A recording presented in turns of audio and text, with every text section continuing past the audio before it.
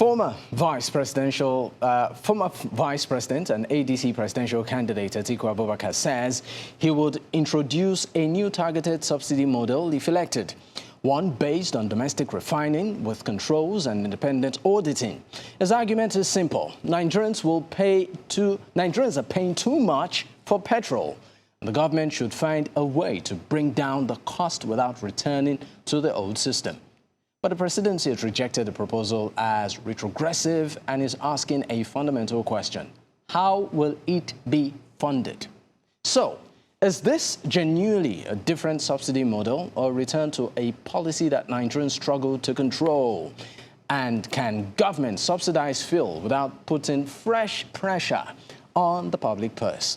Well, joining the conversation, of course, is my guest. But let's take a listen to what the president did say on this.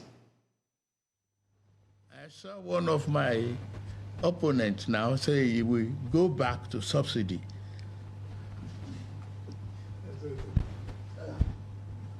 I read it.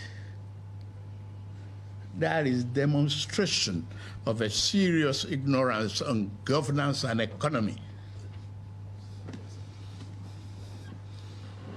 Before I came here, 27 states are unable to pay salaries. Not to even talk of pensioners, salary of workers. In your state, I know a man that raised, who is nicknamed half salary. They come to the federal, cap in hand, unable to do anything. The salary you pay feeds families. Where are the local governments? They are in the states. Where are the concentration of population? They are in the states. Take out the president. Regard every other person as common men. They have families to feed. The infrastructure you embark upon, on the road network, housing. Phrank Shaibu, the SSA on public communication for Atiku Abubakar, former Vice President of Nigeria, joins this conversation live from our Abuja studios. Great to have you, Mr. Shaibu. Thank you, Dapo. How do you do? I'm very well. It's great to see you too. I mean, let me just quickly take your reaction to what the president did say on, of course, the return of the, what I call it, the subsidy model. I mean, just what we played a while ago, in the words of Mr. President, he said it's a demonstration of ignorance on governance and the economy. What do you have to say to this? My first and immediate reaction is even his use of the English language. And I want to state very clearly today that the president of a nation, if he must speak on national television, he should be trained properly to communicate in standard English. Because our children are watching TV.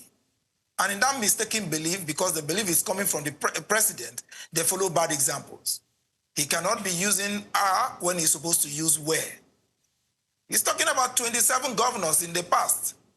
And that fundamentally, that was even a fallacious argument because that happened under the Buhari regime. That was pre-2015, not in 2023 when he came into power. So that is a lie from a pit of hell.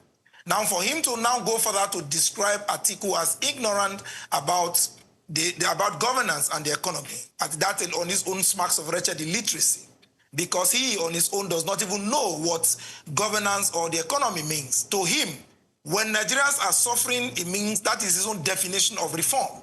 A man who does not even understand the basic tenets of what it means to do a reform or what subsidy means cannot understand how to implement it. Okay, a man who climbed the podium at Eagle Square after a bowl of amala, and maybe amala and begri, for instance, jumped to the podium, hopped on the podium and just said, oh, subsidy is gone in 3 words. No.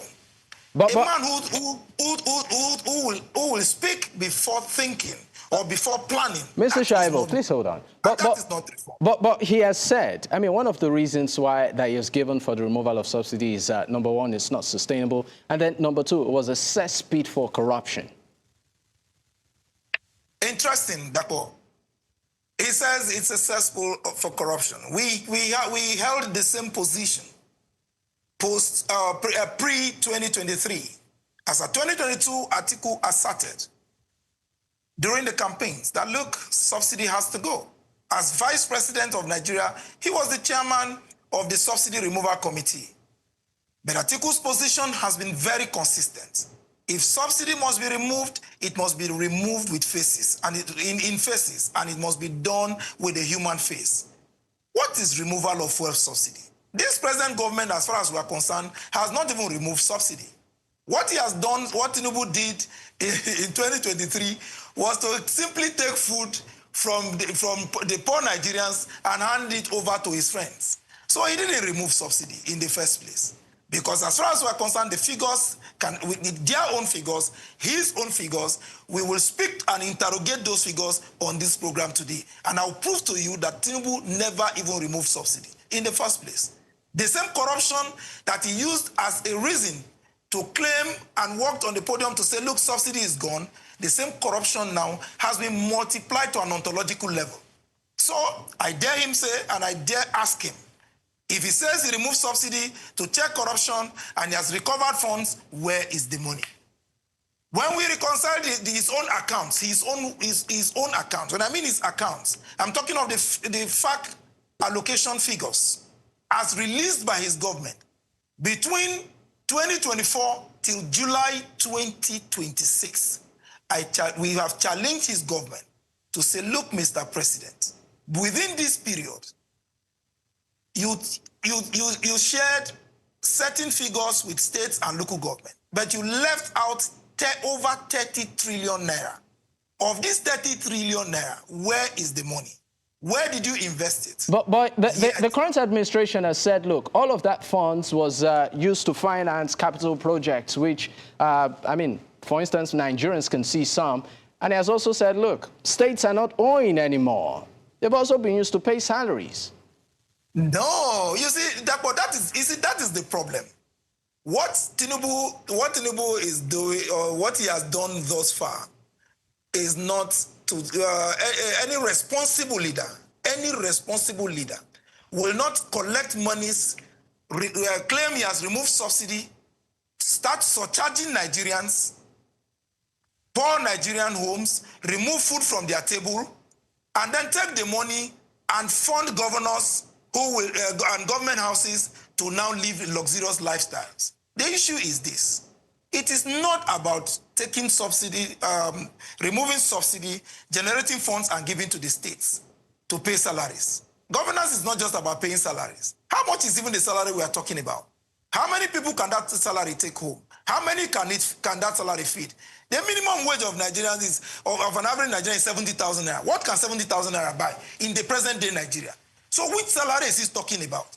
I heard him talk about pensioners. How this government, you know, the challenge is, the problem I have with him is that he has spent so much, he spent little time in America, and when he's now speaking to Nigerians, he tries to sound like a foreigner. He's a native man from Iragwiji in Osun State. Speak the English language as a second language learner. Then we will now school you on how to even render your syntax and your thesis correctly. The issue is simple. Pensioners, only a few days ago, military pensioners, in fact, protested non-payment of their pension allowances. So which of the pensioners is he paying? Well, I'm talking of a current protest over just 2-3 days ago. 2-3 days ago. So what is he talking about? Who is he paying? 70,000 naira? Is that what he calls a minimum wage? That amount of money cannot even take the workers home.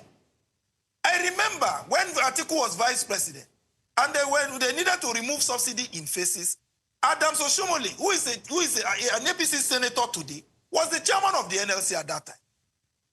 The NLC members leadership were invited. to a meeting at the presidential villa with Atiku Abubakar. And he said, look, what do we do to cushion the effect of transportation? Because you cannot remove subsidy without a plan. But as far as this government is concerned, and Tinubu is concerned, he was not even bothered about removing subsidy. No, he didn't even remove it. All he did was simple. He needed to fund his lifestyle. He was craving certain lifestyle, craving certain luxury cars, and he had a lot of friends. He needed to appease them. He needed to be like... But some would differ. They will say he has always lived a comfortable life, even before he became president. Comfortability is a relative terminology. When you say a man is comfortable, it's a relative terminology. He can now choose to buy a yacht. He can decide to drive certain cars that he has not driven before. And now he's flying on a presidential jet from our collective patrimony. Buying new jets and all of that. Spends more time abroad and on holidaying and then with members of his family. You understand? More than he even spends in Nigeria. That is not even, that's a discussion for another day. Let me bring you back to the issue of so-called We'll definitely we'll come back to the issue of subsidy and particularly the Atiku Abubakar model, which of course he hopes to introduce once, should he eventually, get there. But we'll go on our first break. When we return, the show continues. Stay with us. We'll be right back.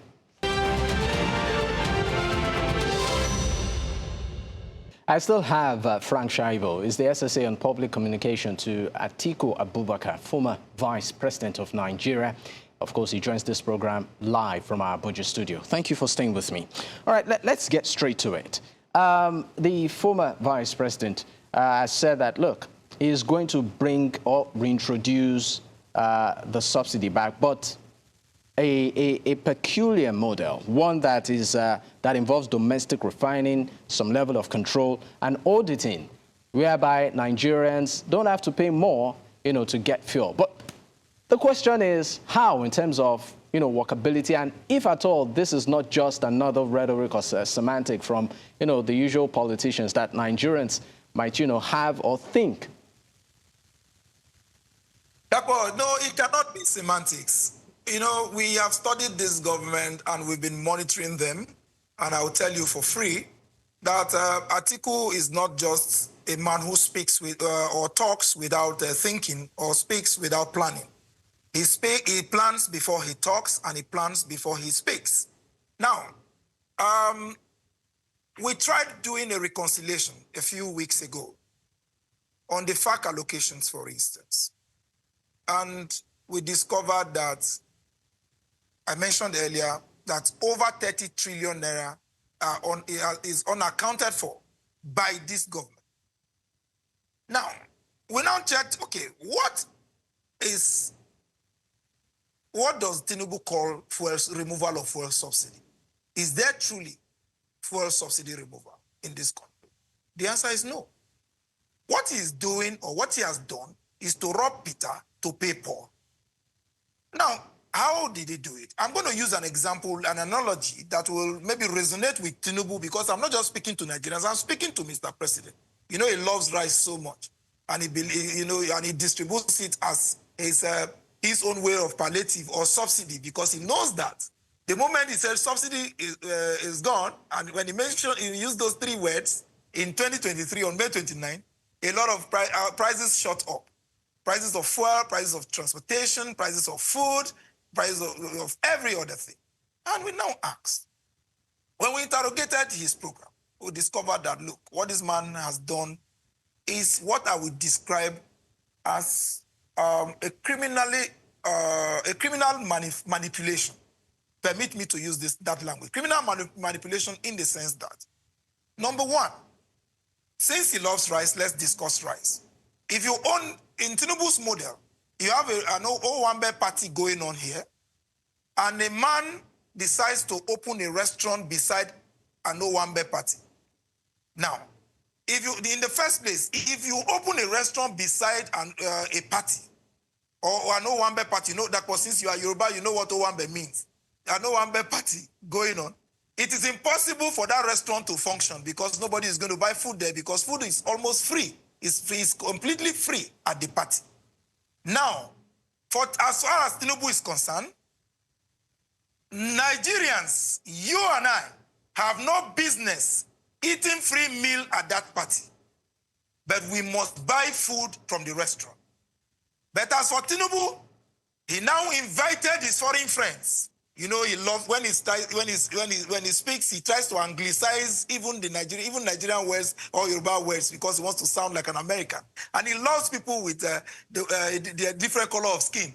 So, and I feel that for me, I believe that it's even appetite returning to Nigeria because I don't understand how you will deprive Nigerians from eating from an Owambe party and invite foreign friends. But the thing is this, I'm still... What I mean with this analogy, let me tell you, what I mean by this analogy is simple. Tinubu said he has removed fuel subsidy. Of course, he did make the pronouncement. Prices shot up. Everything became expensive. Food became unaffordable. People cannot pay school fees. People cannot pay their rent. People cannot even move. So most times people even fly motorcycles because they can't fuel their cars. Yet, the same man in another breath decided to offer waivers to his friends in the oil industry who are from foreign nations. How do you offer waivers for as high as $11.5 per barrel to foreign investors who are coming to explore our crude oil? How do you offer such waivers? Meanwhile, Nigerians are the one paying for subsidy. That is no longer subsidy. That is what we call economic appetite, fiscal appetite, depriving your own people. And Atiku came up and said, look, Nigerians cannot be paying twice for this same product. We are paying extra money and paying higher for fuel in Nigeria. A product that we own. You said you have removed subsidy. If you have removed subsidy, why are you giving waivers to foreigners to now come and explore the same product? Then go and refine it and now come and sell to Nigerians. It is not possible. It is robbing Peter to pay Paul. So what do we do?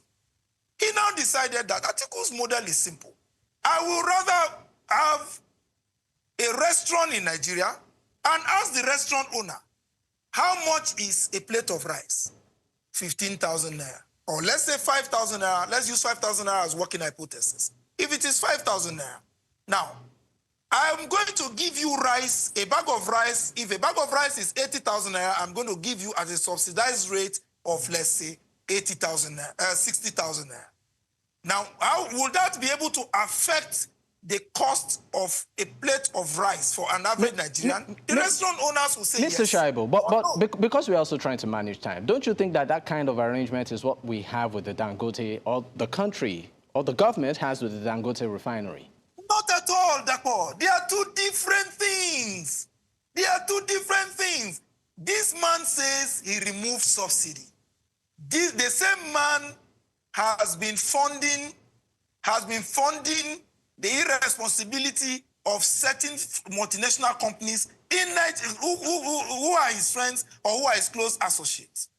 Now, it is clearly a case of robbing Peter to pay Paul. There are two different scenarios. That is not the only scenario. Another scenario, I'll give you maybe a case of, let me just mention the case of 2025, where this government under Tinubu gave import waivers worth 34 trillion naira. That is over 61% of the entire budget of the Federal Republic of Nigeria. Who did he give the import waivers to? What were they importing? Of course, they are his friends and associates. So you cannot say that Nigerians have removed fuel subsidy. We are paying higher for fuel. Of course, you are making more money. You now take the money, you now give to a different group of people who are already billionaires and trillionaires in US dollars or in other currencies.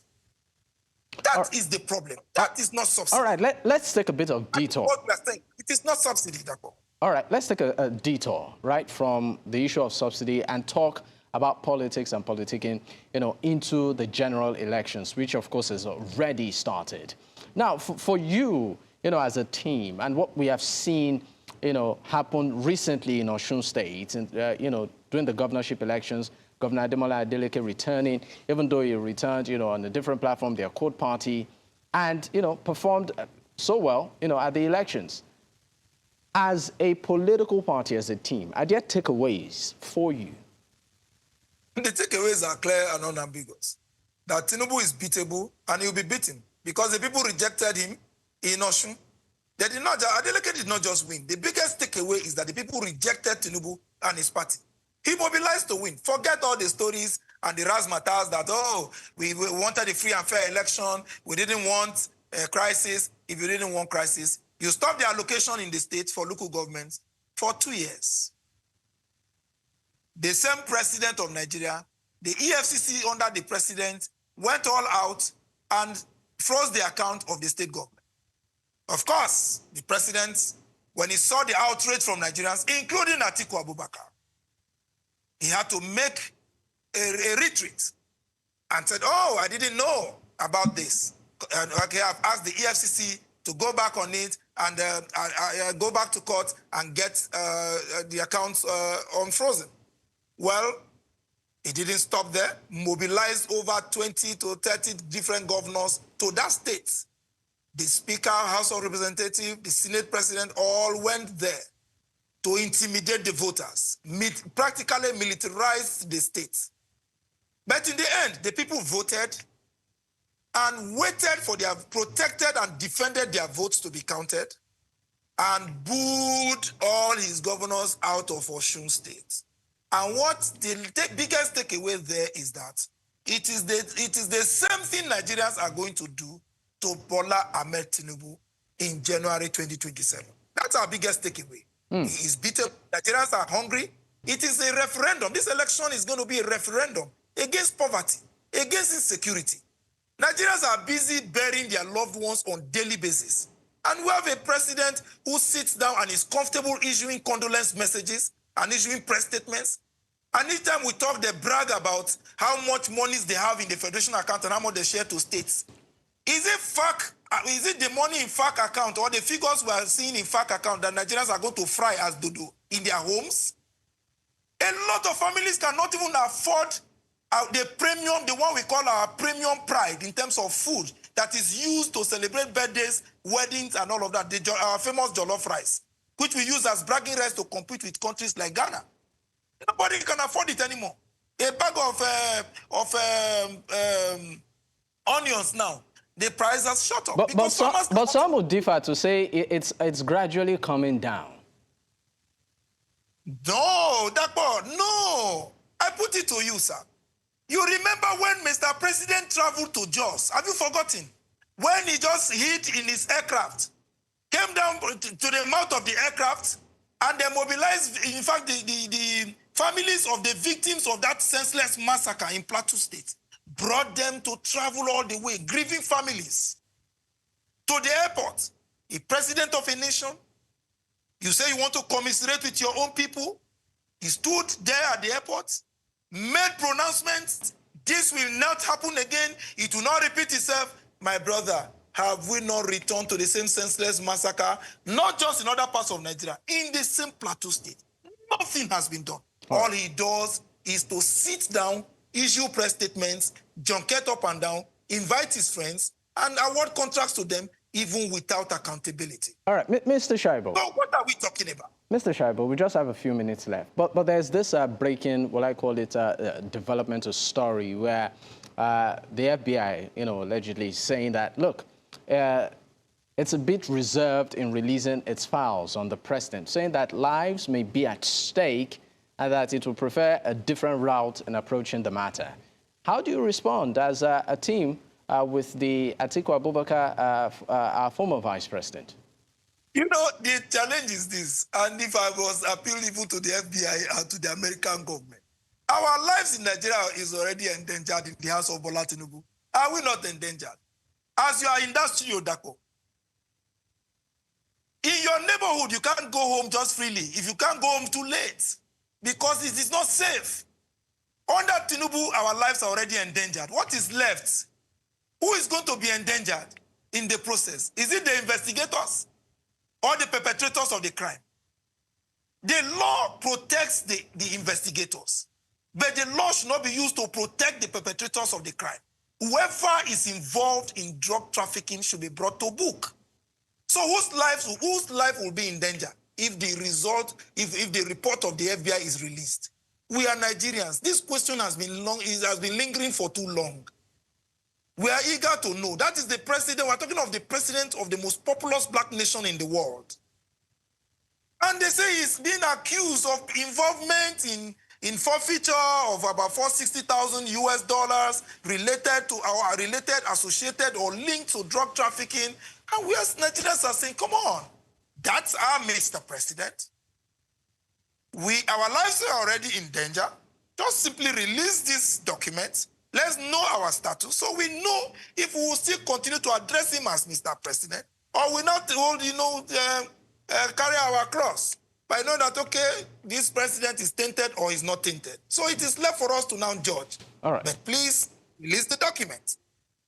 All right, thank you very much. It's been great having you on the program this evening. Phrank Shaibu is the SSA on public communication to Atiku Abubakar, former Vice President of Nigeria. Once again, thank you for your time, sir.